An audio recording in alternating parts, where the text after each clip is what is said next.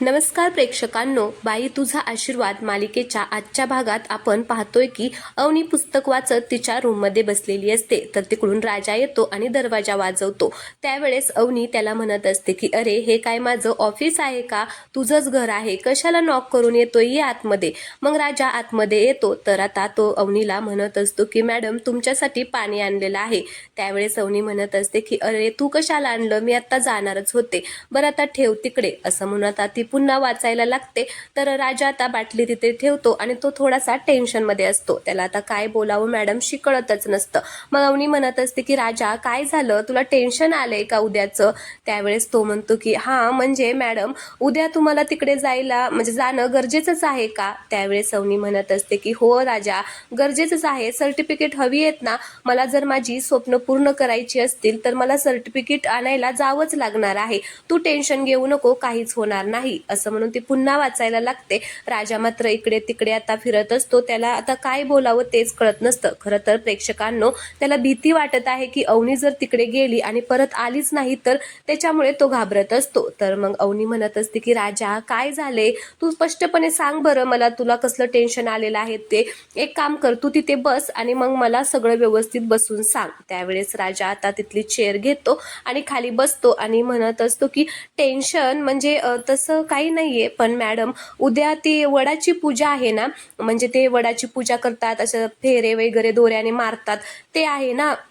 तर मग घरची म्हणत होती की आता तुम्ही पण पूजा करणार असाल ना, आता अण्णांना असं वाटतंय की तुम्ही पूजा करचाल माझ्यासाठी. आता अवनी म्हणत असते की राजा काय संबंध आहे त्या सगळ्याशी माझा, मी का पूजा करू.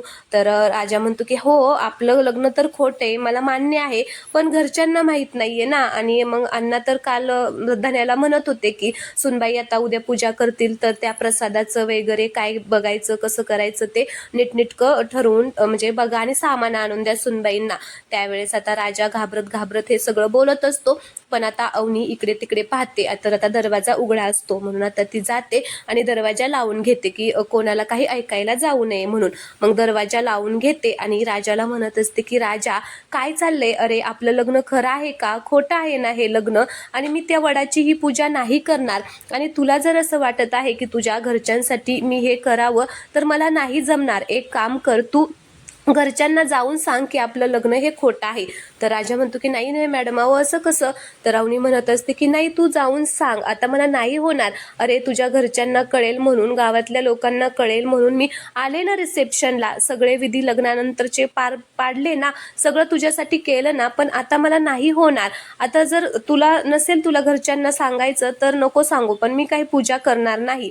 आणि हे बघ, जरी तुला सांगायचं असेल ना तर तू बिनधास्त सांग, मी माझी दुसरी कुठेतरी राहण्याची सोय करते, मी इथून निघून जाते. तर राजा घाबरतो आणि म्हणत असतो की मॅडम अहो मला तसं नव्हतं म्हणायचं, मी घरच्यांसाठीच म्हणलो, पण जाऊ द्या, तुम्ही काही टेन्शन घेऊ नका. फक्त एवढंच वाटत होतं तुम्ही जर उद्या तिकडे गेला आणि तुमच्या घरच्यांनी जर तुम्हाला काही केलं, काही जर बोलले ना, तर ते सगळं मला सहन होणार नाही हो, मला खूप भीती वाटत आहे. आपण एक काम करूया ना, तुमच्या बरोबर मी पण येतो ना, म्हणजे काय टेन्शनच नाहीये मी तिकडे आल्यावरती. त्यावेळेस अवनी म्हणते की नाही राजा, अरे काय बोलतोय, तुझं तुला तरी कळतंय का, तू जर तिकडे आला तर बाबांचा संताप होईल आणि मग ते तुला सुद्धा काहीही बोलतील आणि मग ते मला सुद्धा सहन होणार नाही. असं म्हणून अवनी आता लगेचच राजाकडे बघते. आता तिला सुद्धा राजाला काही बोललेलं सहन होत नसतं. तर आता ती म्हणते की नाही नाही, मी आणि धनु जातो आणि सर्टिफिकेट घेऊन ना लगेचच येतो, तू काही टेन्शन घेऊ नको. अवनी आता राजाच्या जवळ जाऊन त्याच्या खांद्यावरती हातात हात देऊन आता हे सगळं त्याला समजावून सांगत असते आणि म्हणत असते की माझी काळजी अजिबात करू नको, सगळं काही व्यवस्थित होईल आणि मला ते काहीच करणार नाहीयेत. असं म्हणून आता अवनी तिकडे बेडवरती जाऊन बसते आणि मग राजाला म्हणत असते की राजा अजून काय तेच थांबलाय, अजून काही तुला बोलायचं आहे का. त्यावेळेस राजा म्हणतो की हा मला अजून एक विचारायचं आहे, तुम्ही उद्या तिकडे गेल्यानंतर जर तुम्हाला खरं सांगायची संधी मिळाली तर तुम्ही सगळं खरं सांगचाल का. तर अवनी म्हणत असते की हो राजा, मला जर तशी संधी मिळाली तर मी नक्कीच सगळं खरं सांगून टाकेल, मी सांगेल की आपलं लग्न खोटं आहे, राजाबरोबर तुझ्याबरोबर मी लग्न खरं केलेलं नाहीये, आम्ही दोघं नवरा बायको नाहीये, आम्ही फक्त चांगले मित्र आहोत आणि हे सगळं मी विवांशी लग्न करायला नको म्हणून केलेलं आहे. मला विवांशी लग्न करायचं नव्हतं म्हणून मी घरातून पळून गेलेली आहे. हे सगळं मी उद्या सांगेल आणि मग माझ्या करिअरसाठी मी हे पाऊल उचललं होतं हे पण सांगेल. आणि महत्त्वाचं म्हणजे राजा, उद्या बाबा आणि दादा घरी नसणार आहे, त्यामुळे आईला हे सगळं समजावून मी सांगेल. नीटनेटकं बसून शांत डोक्याने तिला समजावून सांगेल. मग आईला हे खरं कळलं की आई बाबांना समजावून सांगेल आणि मग बाबा मला माफ करतील आणि पुन्हा घरामध्ये घेतील. आता हे सगळं अवनीचं बोलणं ऐकून राजाला मात्र धक्काच बसतो. त्याला खूप वाईट वाटत असतं. तर पुन्हा अवनी म्हणत असते की राजा, आणि उद्या वटपौर्णिमेची पूजा आहे ना, त्या दिवशी जर हे सगळं मी सत्य सांगितलं आणि घरच्यांनी मला माफ केलं ना, तर खरंच उद्याचा दिवस माझ्यासाठी खूपच लकी असेल. आणि राजा, एक काम कर, तू ना देवी आई समोर माझ्यासाठी प्रार्थना कर की मला हे सगळं सांगण्याची शक्ती मिळू दे आणि घरच्यांनी मला माफ करू दे, हे तू देवी आई समोर सुद्धा बोल. तर राजा म्हणतो की हो. मग अवनी म्हणत असते की राजा, खूप उशीर झालेला आहे, जा आता झोप, उद्या सकाळ लवकर उठून मला आता जायचं आहे. मग आता राजा गुड नाईट म्हणून आता जातो. पण अवनी इकडे देवाचे आभार मानत असते, देवाला म्हणत असते की उद्या सांगायला मला शक्ती दे सगळं खरं. तर हे सगळं राजा बाहेरून बघतो आणि त्याला खरंच खूप वाईट वाटत असतं. दुसऱ्या दिवशी सकाळी राजा आता अवनीच्या रूमच्या बाहेर येऊन उभा राहिलेला असतो आणि तो अवनी बाहेर येण्याची वाट पाहत असतो. अवनी आता तिचा आवरून दरवाजा उघडते आणि बाहेर येते. तर आता राजा लगेच अवनीच्या जवळ जातो. तिकडून धनेश सुद्धा येतो. तर अवनी म्हणत असते की धनू, चल निघायचं का आपण? त्यावेळेस तो म्हणत असतो की हो निघूया, पण वडाची पूजा करूनच जायचं का? आता धनू असं म्हटल्यामुळे राजा आणि यशादा अवनीला जबरदस्त धक्का येते बसलेला असतो. त्यावेळेस तो त्यांची तोंड पाहून म्हणत असतो की नाही, म्हणजे ते काय झालं, कॅलेंडरमध्ये पाहिलं तर तिथे दिसलं म्हणून म्हणलो. मग आता तेवढ्यातच तिकडून पाण्या येतो आणि म्हणत असतो की तू आणि कॅलेंडर पाहिलं? अरे याने एखादी रील पाहिली असेल म्हणून असं बोलतोय. त्यावेळेस आता इकडे यशादा म्हणत असतो की अरे धनू, काय गरज आहे वडाची पूजा करायची? त्यांच्यासाठी आज महत्वाचं काय, सर्टिफिकेट आणणं महत्वाचं आहे ना, नंतर नेईल पूजा करायला, जा तू त्यांच्या बरोबर. तर आता अवनी म्हणत असते की हा चल. तर आता यशोदा म्हणतो की थांबा, पोहे आणले तुमच्यासाठी, तर पोहे खाऊन घ्या. तर अवनी म्हणते की नाही नको, मला आत्ता भूक नाहीये. त्यावेळेस तो म्हणतो की असं कसं भूक नाहीये, एक काम करा, मग पोहे नसतील खायचे तर नका खाऊ, मी तुमच्यासाठी चहा बिस्किट आणतो.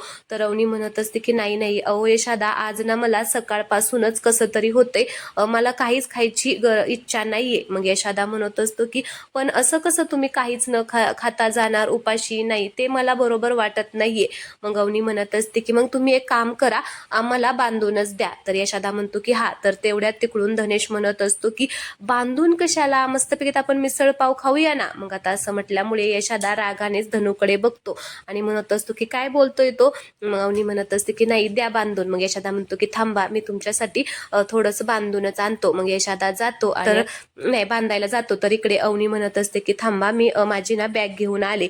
असं म्हणून अवनी आतमध्ये जाते आणि खूप मोठी बॅग घेऊन येते. त्यावेळेस ती बॅग पाहून राजा म्हणत असतो की मॅडम एवढी मोठी बॅग? त्यावेळेस अवनी म्हणत असते की हो रे, गेल्या वेळेस आली त्यावेळेस कपडे आणलेच नाहीत, आता थोडेसे माझे कपडे घेऊन येईल आणि लॅपटॉप पण माझा आणलेला नाहीये ना, मी तिकडेच विसरले, तर लॅपटॉप आणेल, त्याच्यामुळे एवढी मोठी बॅग घेऊन चाललेली आहे. तर राजा म्हणतो की पण आता तो काहीच बोलू शकत नसतो. त्याला खूप भीती वाटत असते की अवनी आता परत येते की नाही. असं म्हणून तो म्हणतो की बरं ठीक आहे. तर तेवढ्यात तिकडून यशोदा येतो आणि आता टिफिन आणलेला असतो तो आता धनूजवळ देतो. तर अवनी म्हणत असते की एक मिनिट मी आलेच. असं म्हणून अवनी देवाच्या जवळ जाते, म्हणजे मंदिरापाशी जाऊन आता पाया पडत असते. तर आता राजा हे सगळं पाहत असतो आणि आता तो काही बोलायला जाणार तेवढ्यात यशोदा त्याला थांबवतो. तर राजा म्हणतो की यशोदा जातो ना मी. त्यावेळेस तो म्हणतो की नाही धन्या जाणार आहे ना, तर आता तो जाणार आहे, तू काही टेन्शन घेऊ नको.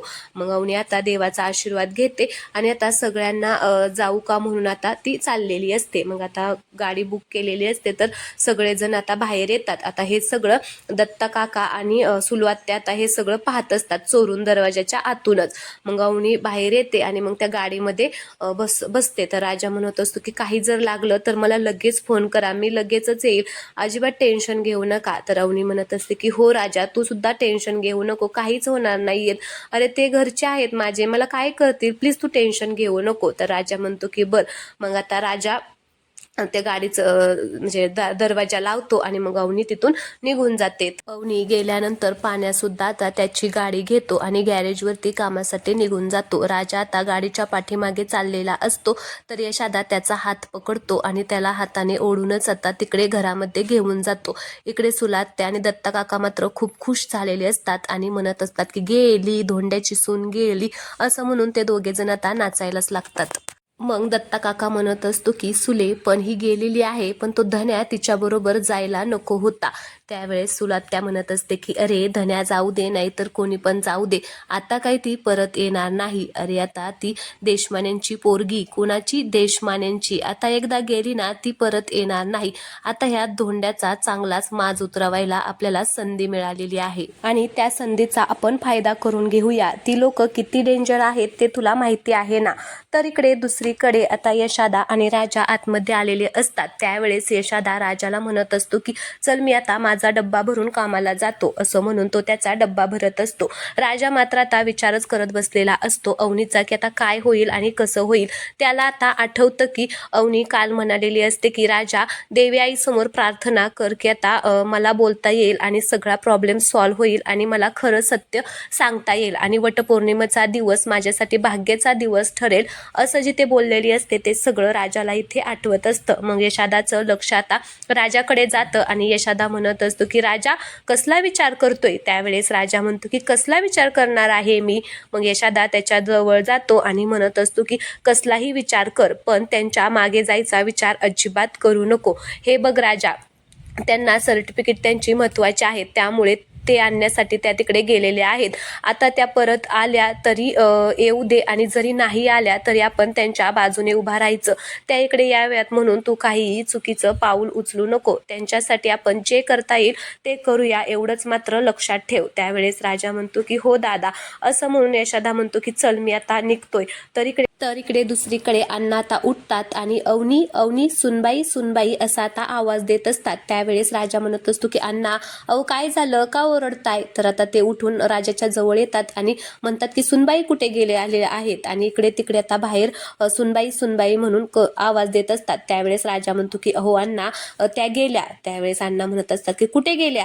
मग तो म्हणतो की ते त्यांचं सर्टिफिकेट आणण्यासाठी गेलेले आहेत. आता इकडे अण्णांना धक्काच बसतो आणि मग अण्णा म्हणत असतात सर्टिफिकेट, नाही नाही नाही सुनबाई सर्टिफिकेट आणण्यासाठी नाही गेल्या, सुनबाई माझ्यामुळे गेलेले आहेत, असं म्हणून अण्णा आता तिकडे जातात रूम मध्ये आणि डोक्यालाच हात लावून म्हणत असतात की माती खाल्ली लय मोठी घोर चूक झाली, आता काय करू, सुनबाई गेल्या असं म्हणून ते आता स्वतःलाच खूप त्रास करून घेत असतात. त्यावेळेस राजा त्यांच्या जवळ येतो आणि म्हणत असतो की अण्णा काय झालं, असं काय करताय आणि तुमच्यामुळे कशा काय गेल्या. त्यावेळेस अण्णा आता सगळं काही सांगायला लागतात की अवनीने कसा आता तांब्याचा वास घेतला आणि त्याच्यामध्ये औषध आहे म्हणून ती म्हणले की अण्णा आज पण तुम्ही प्याला. आता अण्णांना ती जे जे काही बोलली ते सगळं आता इकडे अण्णा राजाला सांगत असतात आणि म्हणत असतात की माझ्यामुळे सुनबाई गेलेली आहे, आता मला काय करावं तेच कळत नाहीये, असं म्हणून तिकडे दरवाजाजवळ जाऊन ते आता स्वतःला मारून घेत असतात. मग राजा पाठीमागून येतो आणि म्हणत असतो की अण्णा लाज वाटत नाही का तुम्हाला. त्यावेळेस अण्णा म्हणतात की वाटते ना, लय लाज वाटते, पण आता काय करू. त्यावेळेस राजा म्हणतो की नाही नाही अण्णा मी असंच म्हणतोय, सुनबाई अवनी तुमच्यामुळे नाही गेलेल्या, त्या त्यांचं सर्टिफिकेट आणण्यासाठीच गेलेल्या आहेत आणि येतील परत. त्यावेळेस अण्णा म्हणतात की नक्की ना. तर तो म्हणतो की हो नक्की. तर मग अण्णा म्हणतात की यायलाच पाहिजे असं म्हणून अण्णा आता बाहेर जातात. तर राजा लगेच आतमध्ये जातो आणि देवी आई समोर आता हात जोडून म्हणत असतो की देवी आई मॅडमवरती कोणतंही संकट येऊन देऊ नको, सुखरूप त्या जाऊ दे आणि परत माघारी येऊ दे. आता तो असं म्हणत असतो तेवढ्यातच देवाचा दिवा विझतो आणि मग तो खूपच घाबरतो आणि पळतच चाललेला असतो. त्यावेळेस अण्णा म्हणत असतात की अरे राजा कुठे चाललेला आहे एवढा पळत. त्यावेळेस राजा म्हणतो की अण्णा तुमच्या सुनबाईंना आणण्यासाठी मी चाललेलो आहे, आता मी त्यांना घेऊनच येतो, असं म्हणून तो घाईघाईतच पळून जातो. आता हे शब्द यशादाच्या कानावरती पडतात. मग यशादा सुद्धा आता पळतच बाहेर येतो आणि म्हणत असतो की अण्णा राजा कुठे गेला. त्यावेळेस अण्णा म्हणतात की अरे सुनबाईंना आणण्यासाठी गेलेला आहे. मग यशादा खूपच घाबरतो आणि बाहेर जाऊन आता पाहतो तर राजा त्याला कुठेच दिसत नाही. यशादा आवाज देत असतो पण राजा एकदम फास्ट पळत आता गेलेला असतो. दुसरीकडे धनेश आणि अवनी आता बंगल्याच्या बाहेर येऊन पोहोचलेले असतात. मग दोघेही गाडीतून उतरतात. अवनीला थोडीशी भीती वाटत असते पण आता धनेश त्यांचं घर घर पाहतो आणि म्हणत असतो की वाव वहिनी, तुमचं घर किती सुंदर आहे रे, किती सुंदर आहे हो, हे घर नाहीये, बंगला पण नाही, हा तर राजवाडा आहे, राजवाडा. खरंच घर तुमचं खूप छान आहे. आतापर्यंत मला असं वाटायचं की तुम्ही आमच्या राजादादाची बायको आहात, पण आता हे तुमचं घर पाहून मला असं वाटत आहे की तुम्ही ह्या राजवाड्याची राजकुमारी आहात. म्हणून खरंच वहिनी तुमचं घर खूप सुंदर आहे. बरं वहिनी, चला आता आपण आतमध्ये जायचं का? तर अवनी म्हणत असते की हो. मग आता ते दोघे जण दरवाजाच्या बाहेर जाऊन आता उभे राहतात. मग अवनी स्वाती वहिनीला फोन लावते आणि म्हणत असते की वहिनी, मी घराच्या बाहेर आलेली आहे, तू ये. मग आता वहिनी पळतच अवनीकडे येते. आता अवनीला पाहून तिला खूपच भरून येतं. दोघीही आता एकमेकींकडे पाहत असतात आणि मग एकमेकींना घट्ट अशी मिठी मारतात. दोघींनाही आता मिठी मारल्यानंतर रडायला येत असतं. तर अवनी म्हणत असते की वहिनी कशी आहेस तू? तर वहिनी म्हणत असते की मी बरी आहे, तू कशी आहे अवनी, बरी आहे का? तर त्या दोघीही आता एकमेकींची विचारपूस करत असतात. तेवढ्यात तिकडून आई सुद्धा आलेली असते. मग आता आई अवनीला म्हणत असते की ये माझ्याकडे पण ये. मग आता अवनी आईला पाहते आणि तिला खूप भरून येतं. ती पळतच जाऊन आईला सुद्धा मिठी मारते. दोघी आता कडकडून भेटतात. तर आता आई म्हणत असते की माझं बाळ ते कसं आहे? तर अवनी म्हणत असते की आई मी ठीक आहे, तू कशी आहे? इथे दोघीही आता एकमेकींची चौकशी करतात. मग आता आई आता धनेशकडे पाहते आणि म्हणत असते की हा कोण आहे? त्यावेळेस तो म्हणतो की मी धनेश, अवनी वहिनीचा सगळ्यात छोटा धीर आहे. तुम्ही आई आहात ना? तोंडावरूनच मी लगेच ओळखलं. तर आता आई म्हणत असते की बर चल आतमध्ये चल. तर आता धनेश पण निघालेला असतो. त्यावेळेस आई म्हणत असते की थांब, तू अजिबात आतमध्ये यायचं नाही. ज्याने आमच्या पोरीला पळवून नेलं, आमच्यापासून तोडलं, त्याचं मी घरामध्ये आदर करणार नाही. तो आमचा पाहुणा नाहीये, तू इथे बाहेरच उभा राहायचं. आता अवनी म्हणत असते की अगं आई, पण आता आई काहीच ऐकून घेत नाहीये. तर आजचा भाग येथेच संपलेला आहे. पुढील भागामध्ये आपण पाहणार आहोत की अवनी आतमध्ये जाते आणि म्हणत असते की मी फक्त माझं सर्टिफिकेट न्यायला आलेलं आहे. तर तिकडून आता चंद्रकांत माने येतात आणि म्हणत असतात की हो का, पण ते तुला मिळणार नाही. आता ते तिचं सर्टिफिकेट जाळून टाकतात. अवनी आता खूप ओरडत असते, पण आता ते काहीच ऐकत नाही. तर आता राजा तिकडून पळतच आलेला असतो. तो आता दरवाजा तोडून आतमध्ये जातो. तर अवनी लगेच राजाला मिठी मारते आणि म्हणत असते की बघ ना राजा, यांनी माझं सर्टिफिकेट जाळून टाकलं. आता राजाला सुद्धा खूप राग येतो. मग राजा अवनीला घेऊन चाललेला असतो. तर चंद्रकांत माने म्हणत असतात की तुला याच्याबरोबर जायचं असेल तर जा, पण तुझी सगळी स्वप्न सुहा. तर मग अवनी तिथून निघून जाते. तर राजा म्हणत असतो की ओ साहेब, आमच्या घरच्या बाई माणसाचा अपमान केलेला आम्हाला सहन होत नाही आणि स्वाहा आम्हाला सुद्धा म्हणता येतं. तर चला प्रेक्षकांनो, राजाने मस्तपैकी हिरोची एंट्री ते मारलेली आहे आणि ते पाहणं खूप इंटरेस्टिंग आहे. त्यामुळे तुम्ही चॅनलला सबस्क्राईब करा, कारण उद्याचा भाग एकदम जबरदस्त असणार आहे, जो तुम्हाला नक्कीच आवडणार आहे. तर भेटूया पुढच्या नवीन व्हिडिओमध्ये. तोपर्यंत सगळ्यांनी काळजी घ्या आणि मस्त राहा. धन्यवाद.